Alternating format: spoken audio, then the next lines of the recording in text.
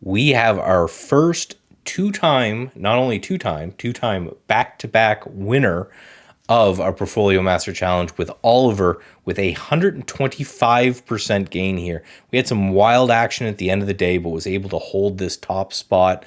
Congratulations, Oliver. Again, won last time, won this time. He's going to come back on the channel, so I'm going to interview him there. So make sure you're subscribed and you've got that notification bell on so you get notified when we end up having that interview.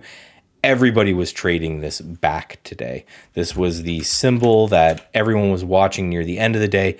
Ran from $3.50 up to $8 all over the Trade Ideas scans all day, but then faded back down and faded back down through this $5 a share, fading all afternoon. So we had some people long it, we had some people short it, trying to catch up to Oliver, but didn't quite make it. So thank you all for coming out to this contest.